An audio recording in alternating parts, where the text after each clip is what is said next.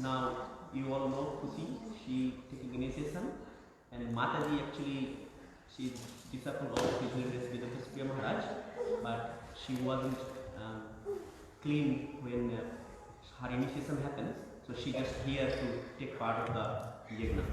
So only Kusi, please. Yeah. Now can I request someone to come and ladies to make gifts for Kusi, and also there's a garland.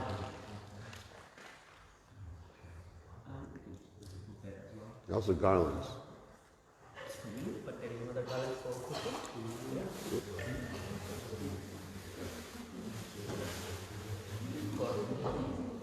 Oh.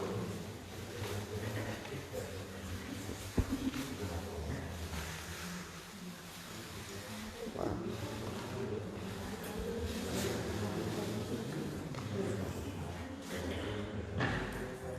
Nice decoration. Nice decoration. What's the decoration for? Oh, you're still here from Radhastami. Okay. We'll keep it for Diwali. Oh, for the whole month. Another 2 weeks. Yeah, the whole month of no. Yeah, very much. Whole month of Kartik, you keep it.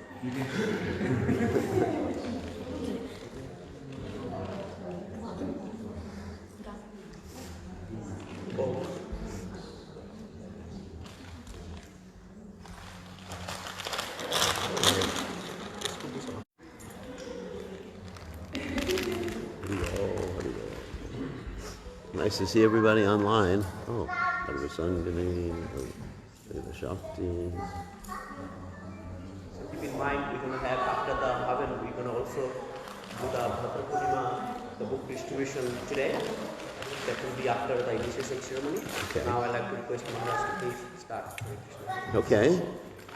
So, Om Ganat Timidandasha Gananjana Shalakayat Chakshurun Meditam Yena Tasmai Shigurve Namaha. So this is a combined initiation and morning class. First of all, I want to mention today is a very special day in the Vaishnava calendar. Of course, it's Bhadra Purnima, in which it's very auspicious to get books and give books, and one will go back to Godhead if one gets books or gives books. Books about Krishna, of course, not ordinary books. And so I guess we'll have a ceremony, Bhadra Purnima ceremony after this.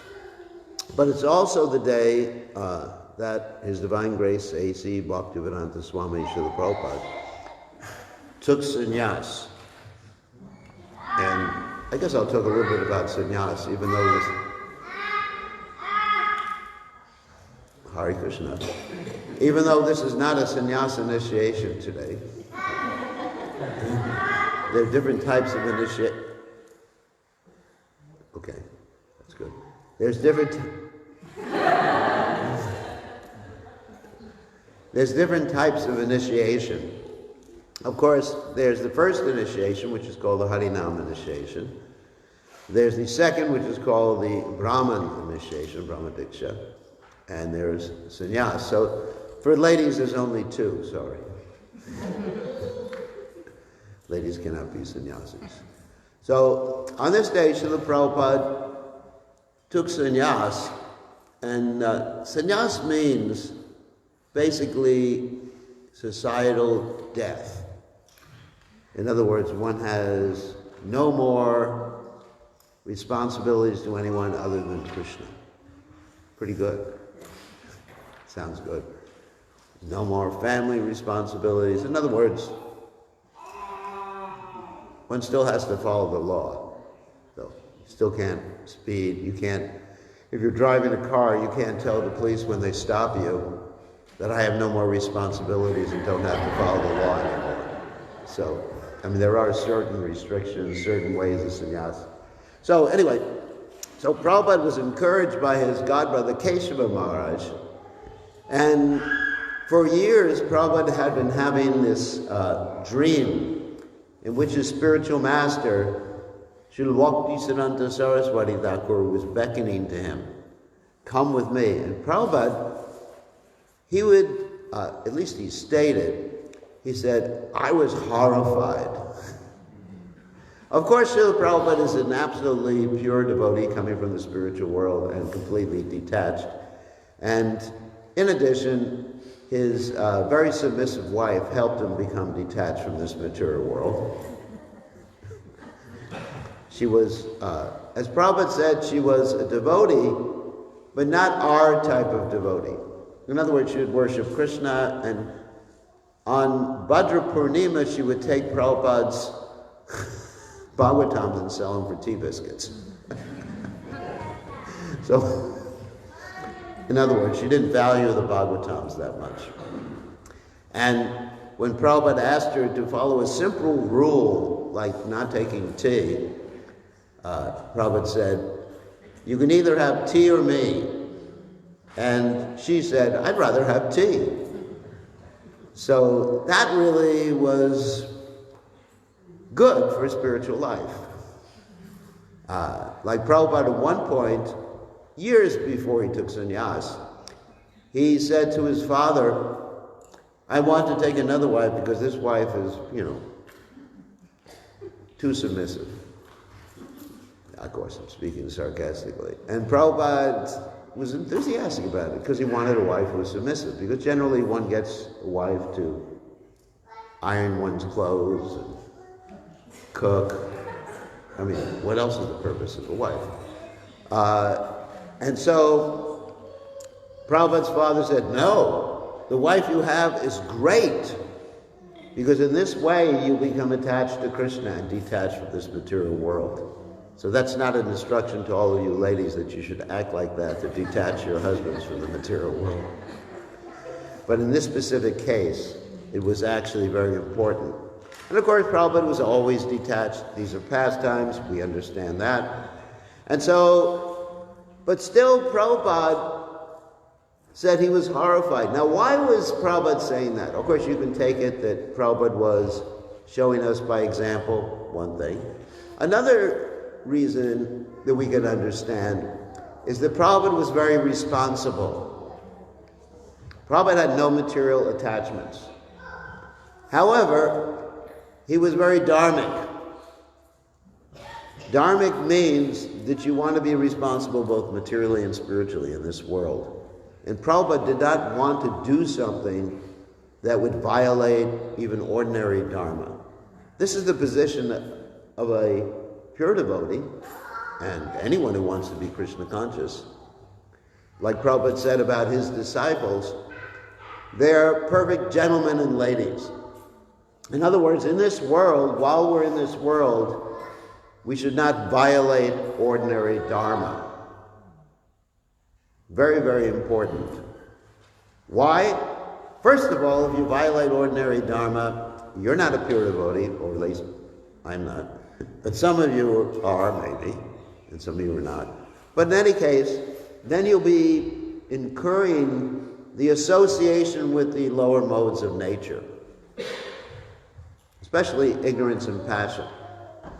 Like Krishna says in the Gita, renunciation in the mode of passion means to give up something because it's troublesome, because you don't like to do it. So in other words, you'll be associating with the mode of passion. And that's very bad. And also, you'll be setting a very bad example for others.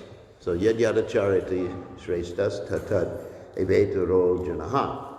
So, Prabhupada, being associated with Keshava Maharaj, took Keshava Maharaj's instructions, or guidance, let's say, as instructions from Srila Bhakti Siddhanta Saraswati Thakur, and took sannyas on this particular day. And if you were to see a picture, and there are pictures of Prabhupada on that day, Prabhupada looks like he's a soldier going out to battle the illusory energy. Prabhupada is holding his danda like this, and it looks like a weapon. And so that's the mood of preaching in Krishna consciousness, that Prabhupada said it's like Kshatriya mentality. We're going out to conquer the illusory energy, to save the conditioned souls. The Kshatriya means to protect others, to save others. So this is the meaning of Prabhupada's sannyas day. And of course, because Prabhupada took sannyas, we are here today. because had Prabhupada not taken sannyas or not come to America, not traveled all around the world, including coming here to New Zealand, there wouldn't be any Hare Krishna movement, and basically no one would be a devotee of Krishna in the Western world. Just wouldn't be. And Prabhupada was predicted by Lord Nityananda, Prabhupada was predicted by the Vedic literatures, Prabhupada was predicted by Bhaktivinoda Thakur as the one who would spread Krishna consciousness everywhere. So today is that very special day. So, getting to the point of initiation, it's a very auspicious day to take initiation. We'll talk about first initiation. First initiation is called Harinam initiation. Now, Harinam refers to the holy names of the Lord. In the sampradaya that we're members of, Harinam initiation means to take initiation into the chanting of the Hare Krishna Mahamantra. Hare Krishna, Krishna Krishna, Hare Hare, Hare Ram, Ram Ram, Hare Hare. In other sampradayas, it may mean, bona fide sampradayas, it may mean taking initiation into another mantra that composed of the names of God, like Om Namo Narayanaya Namaha, or Om Namo Vasudevaya, which are all names of Krishna. Lord Chaitanya tells us, Nam Namakare Vahuda Nijasarva Shaktis, that Krishna has invested all of his transcendental potency in all of his holy names. However, the name Krishna is the most potent of all the holy names of Krishna, of God. For example, it's mentioned that 1,000 names of Vishnu are equivalent to one name of Ram, and 3 names of Ram are equivalent to one name of Krishna. And the composition of the holy names that we chant is the most effective, potent composition. The meaning, of course, of the chanting of the Hare Krishna Mahamantra is my dear energy of the Lord. Oh, energy of the Lord. Actually, it's vocative. Hare. Oh, energy of the Lord, please engage me in serving Krishna. Oh, Srimati Radharani, please engage me in serving Krishna. And also, Ram can mean several different things. It can mean Lord Ram, of course, for those of you who are from Fiji. It can mean Balaram. Once upon a time, the devotees were having an argument. It means Ram. It means Balaram, and devotees were practically punching each other over the argument. It's like, we get in arguments for no reason whatsoever. It's Kali Yuga. So, and Prabhupada said it means both. And then the Acharyas say it also means Radha Raman. Radha Raman. So, you got Ram, Lord Ram, Balaram, and Radha Raman all rolled into one. Very nice. So, by chanting the holy name perfectly, with full faith, just like the offense on chanting, probably will go backwards through the offenses today, but anyway, like the 10th offense on chanting is to not have complete faith in the holy name, and also maintain material attachments at the same time. So this is very important, because this faith in the holy name, and of course faith in the spiritual master, faith in the Vedic literatures, as that verse goes, Yasya Devi Para Bhaktir Yata Devi Tathakuru Tashaite Katita Yarta Prakachante Mahatmana. If one has that faith, then that's enough to reveal everything to you. All the purports, imports, conclusions of the Vedic literatures are automatically revealed if one has faith in the spiritual master, faith in the Vedic literatures, faith in the holy name. So let's describe what that faith is. Faith doesn't mean I believe. Just like many times we run into members of different religions. Well, actually, I'll mention the religion. It's not offensive. We may run into members of the Christian religion, and they say, I believe in Jesus. I've accepted Jesus. And I ask them, why don't you do what Jesus says? And they say, all you got to do is believe. I said, huh? What does it mean to believe in someone? I said, well, Here's an example. A criminal believes in the police, right? He has to, because if he's not going to get caught, he has to be very much aware of the police. Avoid the police. I mean, it's like, in America we have this thing called a fuzz buster. I don't know if you have that here. It's a radar detector. You have that here? That when you want to speed, it actually tells you where the police have radar. And then there's an app on the phone called Waze that tells you where the police are hiding. So, we really believe in the police, but we believe in avoiding them when we're speeding. But does that make us an honest citizens? No. Honest citizen. See, I'm admitting my crime right now. I'm guilty of speeding. Anyway, one time I got caught my whole life. I was going 100 miles an hour in a 40-mile-an-hour zone. Anyway. So to be an honest citizen means to follow the law. Not simply to believe that the government exists or the police exist. So there's this whole philosophy that many people who say they're members of that religion, they're not actually. Hare Krishna.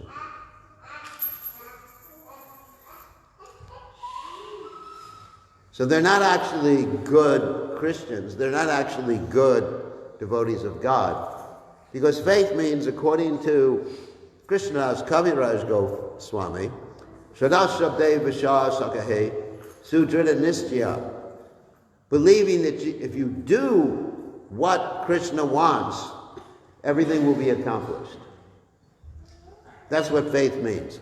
It's implicit. Implicit faith means the holy names are everything. And we find Haridas Thakur, of course it's Bhaktivinoda Thakur, in the Harinam Chintamani says, when you chant the holy name, even Namabhas, all inauspicious things disappear, ghosts, goblins, witches, warlocks. You don't know what a warlock is.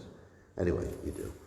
So they all disappear, and all your karma, parabdha, aparabdha, kuta, bija. Do you all know what those things mean? Kuta means inclination, bija means the seed of desire. Aparabdha karma means the karma that's just now coming, hasn't come yet. It's coming tomorrow. It's the karma the guru gets the next day after giving initiation. And parabdha karma means what you're suffering from now. So all that becomes eradicated by the chanting of the holy name. But sometimes you'll speak to devotees who don't understand that, who don't have faith in the holy name, and they say, no, you still have karma. That's my karma. Yeah, I hear this all the time. That's my karma. Or I'm suffering from karma. Or let's look at the horoscope. Horoscope.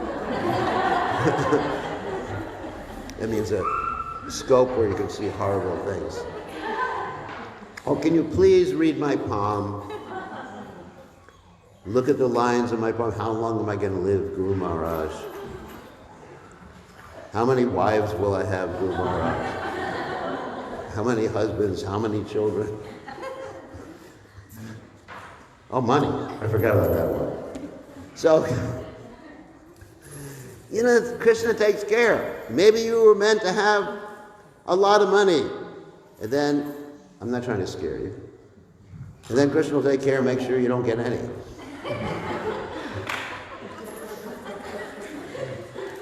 What can I do? Yashahamanugrindame harishe tandadam shanai.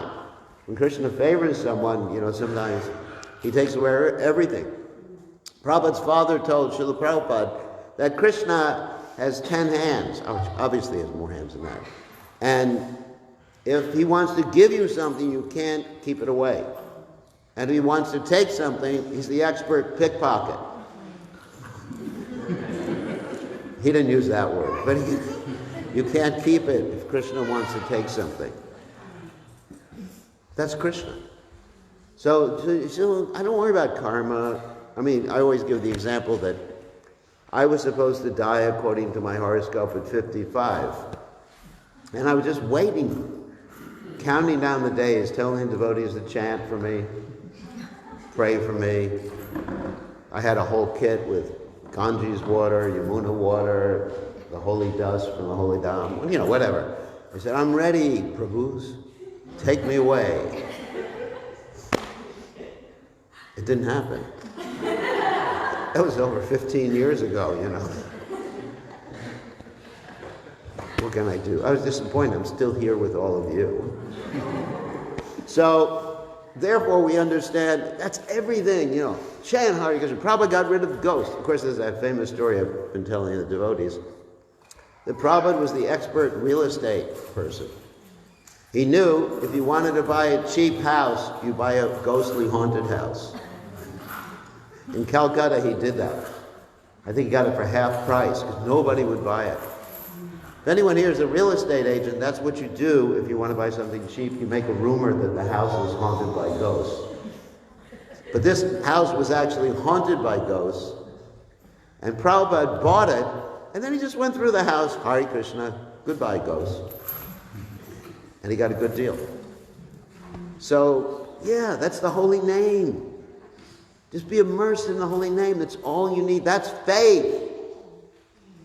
And that's the 10th offense on chanting, isn't it? To not have complete faith. What is complete faith? That means absolute faith. That everything's there. You don't need other spiritual practices. Every other spiritual practice we do is to support the chanting. And if you don't chant and you do everything else, you're not going to make any spiritual advancement.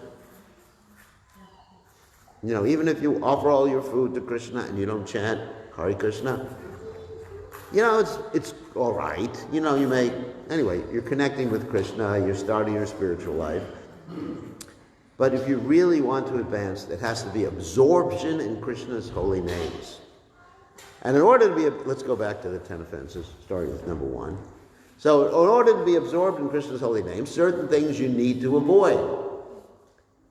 And perhaps the most dangerous thing that you do need to avoid is offenses against devotees, the blasphemed devotees who have dedicated their lives to propagating the holy name of the Lord. Not only blasphemy, don't attack them physically either. Just like Brigham Muni, he showed us different types of offenses you can commit, right? Everyone knows Brigham Muni. He went up to Lord Brahma and didn't properly respect him. It is a mental offense. So don't even do that with a Vaishnava. Don't even think negatively about a Vaishnava. You should think positively. And then, Brigham Muni, he then went up to Lord Shiva and committed a verbal offense. You just hang around the crematorium, you're smeared with ashes. Yeah, who wants to touch you? It's like someone who has the measles. He treated Lord Shiva like that, right? Stay away from me, you dirty whatever. And that's a verbal offense. And then he went up to Lord Vishnu. And he kicked Lord Vishnu in the chest. And that's a corporal. Corporal means physical. That's a physical offense. So all those are offenses that you should avoid. Because when he committed that physical offense against Lord Vishnu, all the brahmanas were cursed to be poor. No one wants to be a brahmin. Don't take second initiation. So, no, Vaishnava is different. Vaishnava is different. Vaishnava is immune from that curse. And also Brigham Muni became a hunter because of that curse. The hunter's name was Jara, and he was the one who shot an arrow at Krishna's foot. So be careful. So anyway, that's the first offense. Second offense, I guess many of you would succumb to the second offense. thinking that the names of the demigods or the demigods are equal to or independent of the holy name of Lord Vishnu. Yeah, demigods are all right. Don't disrespect the demigods. But they are servants of Krishna. Put them on a lower level on the altar. Yeah, you can have Lord Shiva there, Vaishnavanam Yata Shambhu. You can have Ganesh there. Don't look at the moon on Ganesh Chaturdashi. That's another story. If you're really attached, okay, go ahead. But they're not God. It's like some people are misinformed about Hanuman. He's a servant of Ram. And then they worship this concocted form of Panchamukha Hanuman, where Hanuman is depicted as Lord Brahma and all those other... You've seen that? Concoction, impersonalism, offensive. It's offensive, remember? Yastu Narayana Devam Brahma Rudradi Daivata Samittvayana Eva Viksheta Sapashandi Bhavetruva. That means one who considers the demigods to be equal to Narayana, they become Pashandis, atheists. Atheists. That means don't believe in God. Many gods means no God. Just like sometimes we go to a Hindu center and they say, here are the gods. There's something for everybody. You got your own altar here. Radha and Krishna there too. But there's Ganesh, and even they have Mahavir there. You see? Shiva, everybody. Everybody, and yeah, it's great. It's like going to a restaurant. You can order anything you want from the menu. So, that's money making. We're not interested in money making. We are interested in speaking the truth. Bhaktisiddhanta Saraswati Thakur had his cutting technique. He would call people rascals. Even people were afraid, impersonalists were afraid of going near him because he would pick them up by their necks, shirts. And he would say, look, you have a shirt on, why don't you just wear a piece of cotton instead of a shirt if you're impersonalist? Anyway, so he was called Nrsinga Guru. Nrsinga Guru means like Lord Nrsingadev. So the next offense to be avoided is to disobey the order of the spiritual master. At the same time, one should not follow blindly or ask us absurd questions, inquiries. One has a right to question why, like that. Next offense is to blaspheme the Vedic literatures, or any literature which, let's say, concurs or encourages people to worship God. Next offense is consider the glories of chanting Hare Krishna, imagination. Next offense is to give some concocted meaning to the Hare Krishna Mahamantra, like it increases the alpha waves or the beta waves. You find scientists who want to do an analysis of the chanting. And then the seventh offense is to commit sinful activities on the strength of chanting. Thinking you can get away with anything, you just do a little puja, you just confess your sins, like they do in Christianity. And then the next offense is to consider the chanting to be like a ritual mentioned in the Vedas, like karma kanda rituals. I mean, we have rituals too, not karma kanda rituals, but we do certain things. There's a lot of incense burning. Is there a way they can do something about it? Because I'm very sensitive to incense. Yeah, so like karma kanda rituals, but we do things that are rituals too, like, we dress a certain way, we have a little ponytail behind, see that, I know. We shave our heads. This is all good. I mean, it's all part of identification as being a Gaudiya Vaishnava. However, these rituals won't get us back to Godhead. I've seen plenty of people with Sikhs who are not advancing in spiritual life. Actually, in the material world, at least where I come from, they're called rat tails. One time I was in a supermarket buying some boga for Krishna, and the lady at the checkout counter said, "Hey, that's a beautiful rat tail you got there." And she even put her hand on my head and touched it. So we don't have rat tails, we have chikas. And so the ninth offense is to instruct those who are faithless, or those who are misuse the information, or those who are not ready to hear certain information. Just like if we're preaching in general, we don't talk about the gopis to people. Prabhupada very rarely talked about the gopis. Bhakti Siddhanta Saraswati Thakur, when he was at Radhakund in Braj, he gave classes on basic books like Nectar, Instruction, and other books like that, rather than getting into the intimate pastimes because people were not ready. Even Jiva Goswami, he taught his disciples about Swakya Ras instead of Parakya Ras, because they were not advanced enough to hear. So you really have to understand your audience. And the 10th offense we already mentioned. That is, to maintain. And there's sort of an 11th offense that, let's say, is like an umbrella offense. That means the 11th offense actually covers all the other offenses. That means to be inattentive while chanting. So this is perhaps the most difficult one, to be inattentive. I mean, it's pretty easy, at least for me, not to offend Vaishnavas, not to think demigods are equal to, don't have that problem, like the rest of you. So, the other ones are, for me, they're really easy. But then the inattentive chanting, because Arjuna says in the Gita, Chanchala hi manaha Krishna pramati balvadridam tashaham nigraham manye vayor iva shirushkaram. He says the mind is restless, turbulent, obstinate, and very strong, and to subdue it is more difficult than subduing the winds. So how do we deal with this mind? Because it's our enemy and friend. Uncontrolled mind, enemy, controlled mind, friend. We deal with it by focusing on Krishna, but how do you do it? Hare Krishna. How do you focus the mind on Krishna? That's a big question, isn't it?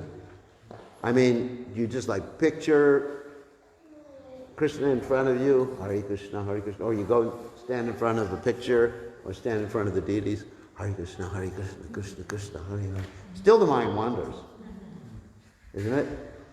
What do? You sit down, close your eyes, take a walk. It's like every morning we're walking. So, I think, the mind is out of control no matter what you do. Stand on your head, learn yoga. Well, first of all, study Lord Chaitanya's Shikshastika verses. I mean, there's some hints there.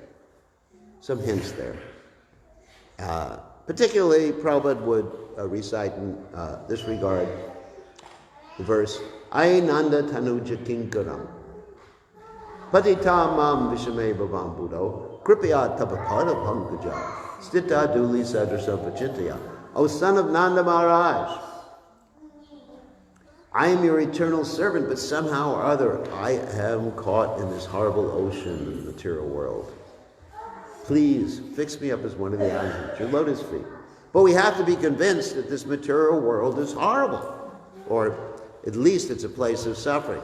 Dukali Mashashvatam, Brahma Bhupanaloka Panavartino Arjuna Mamu Pecha Kontia Punavajanma and the Vijite, from the highest place to the lowest place. But we're not really convinced about that. We have these expectations which are unrealistic about this world. When I get this, when I get that. It's almost like someone at Christmas time, they get a present. When I get this present. I remember when I was real young, I was thinking, I asked my father, can I have a sports car?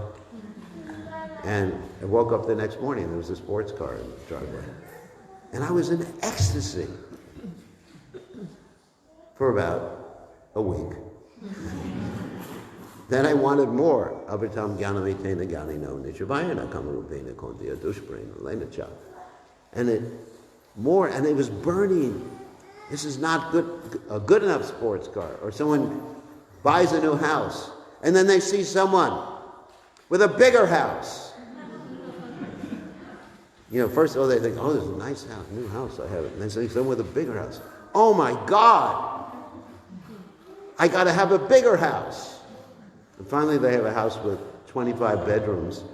There's only a man and his wife. But this desire, this lust, is never satisfied, and it gives you misery. It's like being hungry all the time. Can you imagine if you were hungry or thirsty? Let's say you're in a desert. Okay, use this example. You're in a desert, and you're thirsty, and all you see are mirages. And you go running everyone knows a mirage? That means it looks like water. And you go running after it. And it's just sand. That's this world. You just keep running after it. And you just get sand. So, Ainanda Tanuja Kinkaram. So, we have to be convinced that this world is such that I know we have to endeavor in this world, but there's no chance for ultimate happiness. The happiness comes from chanting the holy name, serving Krishna, bringing people to Krishna consciousness, pleasing the deities, pleasing the Vaishnavas, right? Like Tilakini, she's always pleasing the Vaishnavas, right? She's cooking. She gets so happy, right? Look at her smiles.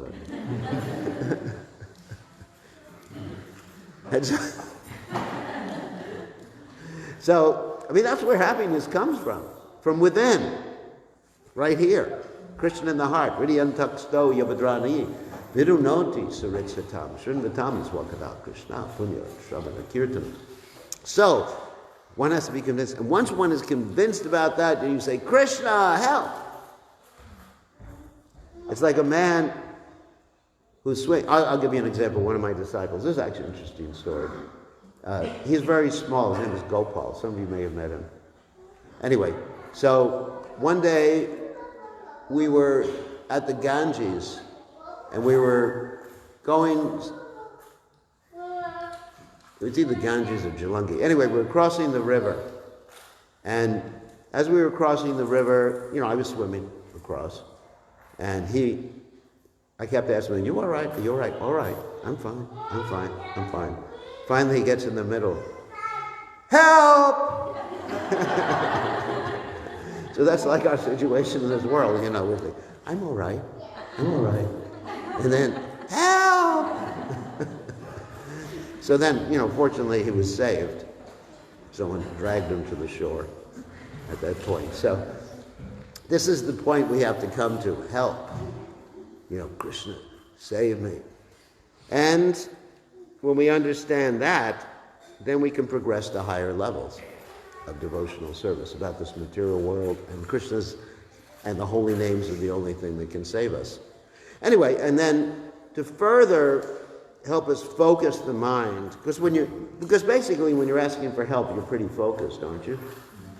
Like if you're drowning, I think you're pretty focused. You're not thinking about the iPhone you're going to buy, or isn't it, or the car, or whatever. You're definitely not thinking about anything else. So that's one point. And also to have some sankalpa while we're chanting. Sankalpa means an intention. Why are you chanting? You ask yourself that before you start chanting in the morning. And if the answer is, because I have to, that's not a good sankalpa. I have to, I just got to get these things done so I can get on with my real life, which is eating prasadam and playing video games, everything. Like a mother will say to the child, did you chant your rounds yet? Then you can play video games as soon as you finish your rounds. It's a good reason for chanting. So we should have some purpose. I'm chanting, to get Krishna to save me. I'm chanting to get Krishna to save someone else. I'm chanting for the benefit of the world. I'm chanting whatever. It has to be something that's from your heart. In other words, there has to be bhav, or emotion, while you're chanting the holy name. It can't be, you don't chant from the brain. Yes, I heard my japa this morning. No. It has to be emotion. You know, some feeling. If tears aren't coming to your eyes while you're chanting Hare Krishna, your heart is certainly steel framed, the Bhagavatam says. You're doing something wrong. So if you're chanting your japa and tears aren't coming, don't think you're chanting good japa. It ain't good japa. Good japa means when you really feel intense emotions. Like Lord Chaitanya. So anyway, so that's the point, and that's the first initiation. And of course there's promises to follow a few simple rules and regulations. These are just human life. Humans don't eat meat, fish, or eggs. Real humans. Sorry if I'm offending anybody. I mean, it's just like, it's a no-brainer. Why is someone going to eat meat, fish, or eggs? It harms living entities. Would you eat your mother? I mean, maybe if you're from Fiji. The Cannibal Islands, you know. Whatever. But, you know, that's not, it's subhuman. Like there's 400,000 species of human life, and some of them are not quite up there. So, human means compassion. So, no meat, fish, or eggs, no intoxication. Obviously, no intoxication. Material world is already an intoxication. It's an illusion. Why become, like Prabhupada called intoxication, an illusion within an illusion? So why go to a further illusion? You're already an illusion. You already think you're the body. If you take intoxication, you know, you're going to think you're God. I remember during the 1960s, people were taking this LSD and they were thinking they were God. Not just God, you know, so many other things. They thought they understood everything until they came off of the drug. So, gambling, look what happened to Yudhisthira Maharaj. You know, don't gamble your wife. And of course illicit sex, which creates so many diseases, which creates so many unwanted progeny. And if they're not unwanted progeny, then there's abortion, which is killing. I mean, just stay away from those. I mean, obviously, the devotees who have taken initiation have never done those things. But we're mentioning anyway, because Prabhupada asked us to mention these things. So, in that light, that's first initiation. And the devotees are making a promise in front of the deities, in front of Prabhupada, in front of the spiritual master, to follow these practices and principles and chant their rounds daily. The only time where we don't have to chant our rounds is if we're in a coma. You know what a coma is? If you're unconscious. And then you're in a hospital and you got all these IV tubes. But at least the doctor should put some prasadam in the IV tubes to keep you Krishna conscious. So, coma, I mean, there may be other things, like if you're having an operation, in the middle of an operation, don't pull your bead bag out and start chanting. I had an operation, I was chanting because the anesthesia didn't work. But that's the only way I could maintain my composure. I said to the doctors, it's not working. They said, no, we gave you plenty. It's not working. Hare Krishna, Hare Krishna, Krishna Krishna. That protected me from just going crazy as they were doing my cataract surgery. Anyway, so that's first initiation. So then now we can proceed with the name-giving portion. And actually, I still have to chant on your beads. So we can all chant together. Not at the same rhythm, because I chant faster. But we can all chant one round, which is nice. So you can all finish your rounds today.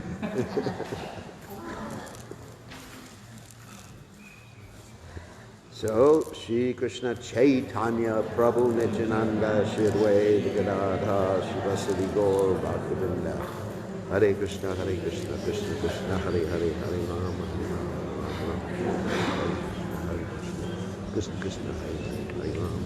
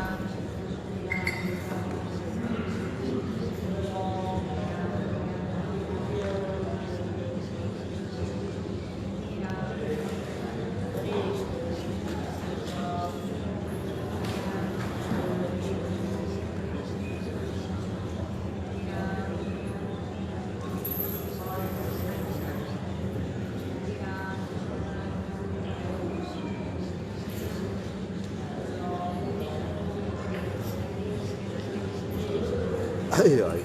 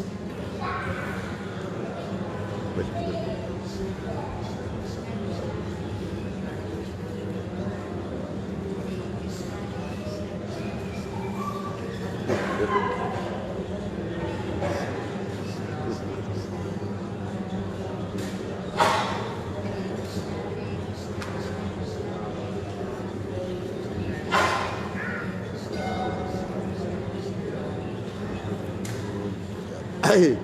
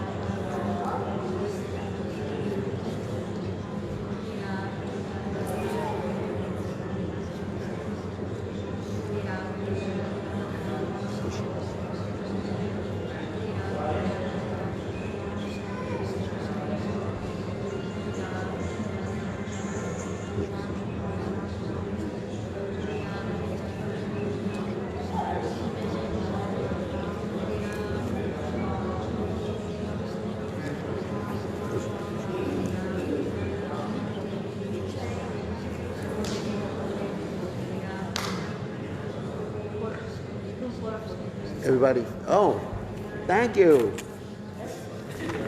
This is the best gift. Be happy.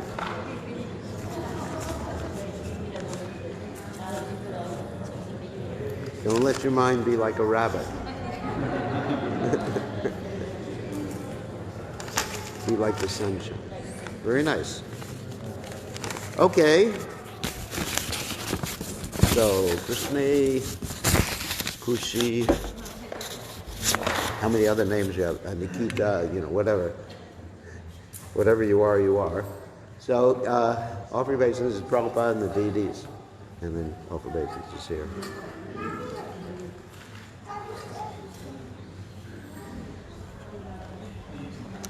Hare Krishna, Hare Krishna, Krishna Krishna, Hare Rama, Hare Rama, Rama Rama, Hare Krishna.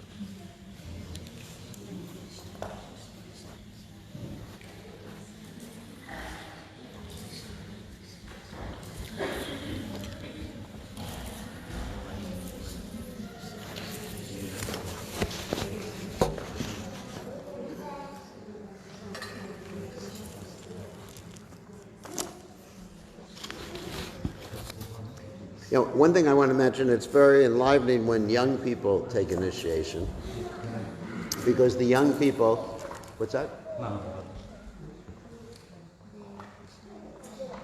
Young people are our future.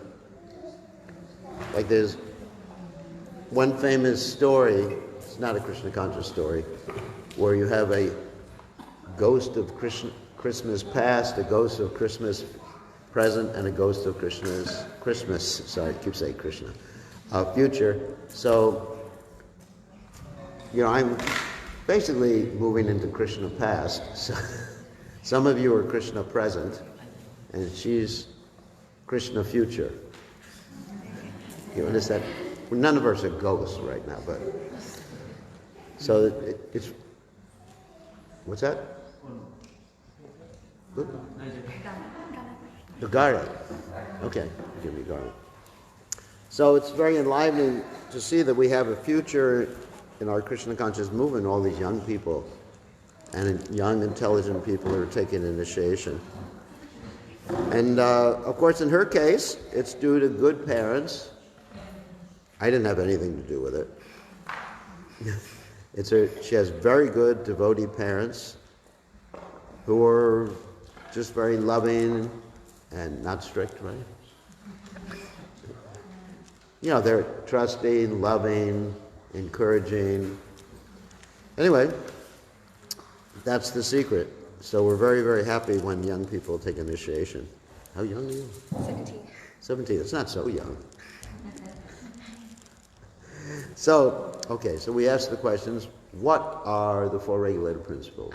No meat eating, fish or eggs, no meat, fish or eggs, no illicit relationships, no intoxication, and no gambling. And no kava. Because she doesn't know about kava. That's right. Kava's from Fiji, for those of you who don't know. It's a religious ceremony. We don't do that religious ceremony. And how many rounds you chant? 16, minimum 16. Good. So, you want a new name? I already given her a name, Krishna, but I think we'll give you another name. Is that all right? Okay. So you got many names. Kushi, Krishna, you know, whatever.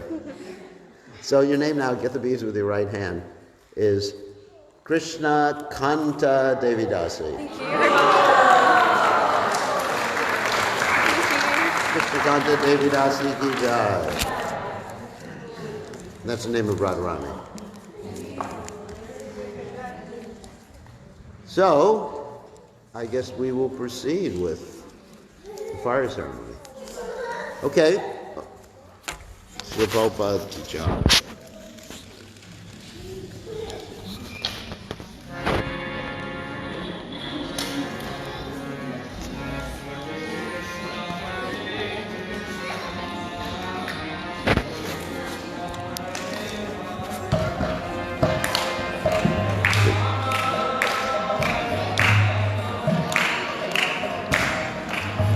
Thank you.